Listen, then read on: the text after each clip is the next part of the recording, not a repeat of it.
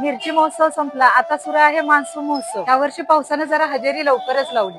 बऱ्याचशाच माझ्या मैत्रिणींच्या पुढे प्रश्न पडला असेल, चटणी करायची आहे पण मिरच्या बारीक होतील का, मिरच्या ओल्या तर नसतील का, त्याची पावडर व्यवस्थित होईल का, आणि सगळ्यात मोठा प्रश्न म्हणजे की वर्षभर माझी चटणी टिकेल का।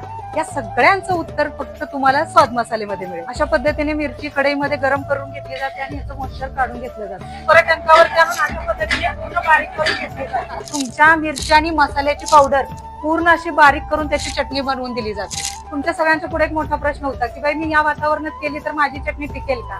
या सगळ्याचं टेन्शन स्वाद मसाल्याने घेतलं। स्वाद मसाले तुमची वर्षभर चटणीची गॅरंटी घेते। मग कधी येत आहे तुमची चटणी बनवायला।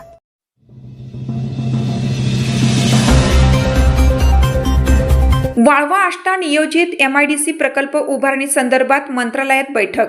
जिल्हा समन्वयक गौरव नायकवडी यांची माहिती।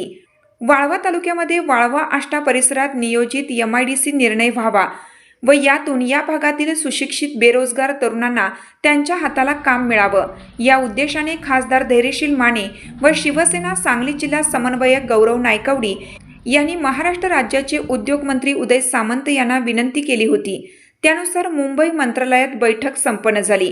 यावेळी बोलताना उद्योगमंत्री उदय सामंत म्हणाले, समुद्रातून टनेल्स निघतात, मग आपल्याला MIDC भरायला काय अडचण, कोणत्याही परिस्थितीत हा प्रकल्प उभा राहिला पाहिजे।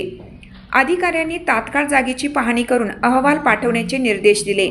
पायाभूत सुविधा असताना उद्योग खात्यातील अधिकाऱ्यांनी हलगर्जीपणा करू नये, त्या ठिकाणी चांगले उद्योग आणायची जबाबदारी माझी असेल, असे सांगितलं। यावेळी बैठकीस उपस्थित खासदार धैर्यशील माने, आमदार सुहास बाबर, शिवसेना सांगली जिल्हा समन्वयक गौरव नायकवडी, VC द्वारे जिल्हाधिकारी अशोक काकडे, शिवसेना जिल्हाप्रमुख आनंदराव पवार, उद्योग खात्याचे वरिष्ठ अधिकारी तसेच सांगली RO वसुंधरा जाधव उपस्थित होते।